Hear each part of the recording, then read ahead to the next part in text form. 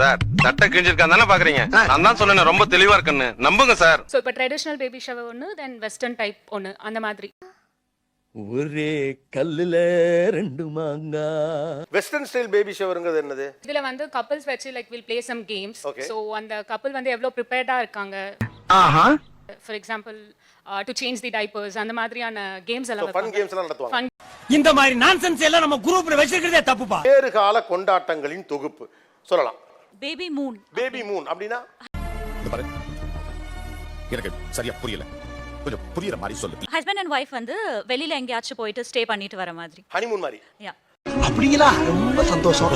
Baby வந்ததுக்கு அப்புறம் ஒரு 2 இயர்ஸ் பெருசா வெளியில போக முடியாது.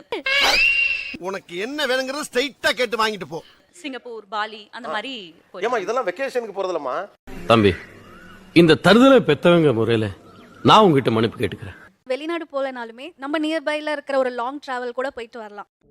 இப்ப அநியாயத்துக்கு நியாயமா இருக்கேப்பா. நீங்க எங்க போகணும் பிளான் பண்றீங்க பேபி மூனுக்கு? டெல்லி கண்டிப்பா போகணும்னு பிளான். ஏன் பேபி மூனுக்கு டெல்லி? வெயில் பொளக்கும் அங்க. இப்ப ஐ டோன்ட் கேர். அது ஒரு எக்ஸ்பீரியன்ஸ் தானே சார். நம்ம இப்ப பாப்பா பேபி பம்ப் இருக்கும். அதுக்கப்புறம் சோ அந்த ஒரு எக்ஸ்பெக்டேஷன்ஸ் வந்து நம்மளுக்கு வெளிய ஹஸ்பண்ட் கூட சுத்தணும்ன்ற ஒரு ஹாப்பினஸ் இருக்கும். எங்ககிட்டே டிராமாவா? நாங்கெல்லாம் 3ஆம் கிளாஸ் படிக்கும் போதே முனிவர் வேஷம் போட்டவங்க. உள்ளூர்ல இருக்க வேண்டாம், டிராவல் பண்ணி எங்கயா வெளில போயிட்டு வீட்டுக்கு அவரோட மட்டும் இருக்கணும். இந்த பிக்கல் பிடுங்க இல்லாம அவரோட ஜாலியா வெளில போற மாதிரி. ஆமாங்க, அவ்வளவுதாங்க மேட்ரு. அப்புறம் பெல்லி காஸ்டிங் சொல்லி ஒன்று இருக்கு சார். ஒரே குழப்பமா இருக்கு சார். நான் சொல்றேன். மந்த்லி வந்து பம்ப் போட்டோ எடுத்து ஒரு ஆல்பம் மாதிரி போடுவாங்களா, அந்த மாதிரி பம்பை வந்து காஸ்டிங் மாதிரி பண்ணுவாங்க. இதை இப்படியே விட்டோம்னா விளையாட்டு விபரீதம் ஆயிடும். நான் அந்த பச்சை கவுன் போட்ட பொண்ணு என்ன சொல்லுது, மாச ஸ்கேன்ல இருந்து அது என்ன மோல்டு பண்றதா? நமக்கு எதுக்கு? ஏன் இப்ப உனக்கு எங்க வலிக்குது? நம்ம வேலையை பார்க்க வேண்டியதானே? எல்லாம் வெளியில வந்துருச்சு. சொல்லவே இல்ல. ஒண்ணு கூட நம்ம தனிப்பட்ட அந்தரங்கம் புனிதமானதுங்கிற மாதிரியே இல்ல. விடுங்க பங்காளி, இத போய் ஒரு பெருசா வச்சுக்கிட்டீங்க. இப்ப பிரெக்னன்ட்ன்றதே நான் இப்ப நேஷனல் டெலிவிஷன்ல வந்து ரிவீல் பண்றேன். ஓ இதுவே புதிய ரிவீல். அப்ப இந்த சீசன் இது ட்ரெண்ட் ஆக போகுதுன்னு நினைக்கிறேன். எங்க இருந்து உங்களுக்கு இதெல்லாம் வருது? அதான்டா எனக்கு தெரியல. ஆன் ஸ்கிரீன் டெலிவிஷன் அதுனா ரொம்ப ஆசை சார். சோ அதுக்காக ஹஸ்பண்ட் இது இந்த ஃபோரம் சூஸ் பண்ணி இத நம்ம ரிவீல் பண்ணலாம் அப்படினு சொல்லி இதுல நாங்க. ஓ நீங்க பிளானோட தான் வந்திருக்கீங்க? நாங்க பிளானோட வந்திருக்கோம். பில்ட் அப் பண்றணும், பீலா வரணும், அது முக்கியம் இல்ல. நம்ம எது பண்ணாலும் இந்த உலகம் நம்மள உடனே உத்து பார்க்கணும். நாங்க ஷோ நடத்துற பிளான் மட்டும் தான் பண்றோம். மீதி எல்லா பிளானும் அங்கங்க பண்ணிடுறீங்க.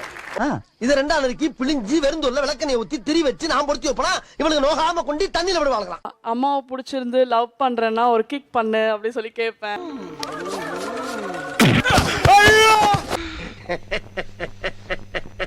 அப்பாவை மிஸ் பண்றதுனால தானே என்ன கிக் பண்ணிட்டு இருக்கீங்க. அப்பா மிஸ் பண்றது நீங்க, அவரும் மிஸ் பண்றாருங்கீங்க. என்ன ஒரு புத்திசாலித்தனம். என்ன ரொம்ப டார்ச்சர் பண்றாருடா. நீ கொஞ்சம் சொல்லு வெளியே வந்தா சரியா? அப்பா வாடி சரியா? என்ன விட்டுரு, நான் உனக்கு எவ்வளவு பாசமா இருக்கேன். அப்பா தான் ரொம்ப பண்றாருல. A few years later. போடவே இல்ல நீ. என்கிட்ட உன் டகல் வேலை காட்டுறியாடா? பாப்பமா? பாத்தறலாம் வா. ஐயோ பண்றீங்க செல்லக்குட்டி. சாப்பிட்டீங்களா? அம்மா சாப்பிடுறது உங்களுக்கு போதுமா இருக்கா இல்லையா? அந்த மாதிரிலாம் கேட்பேன் சார்.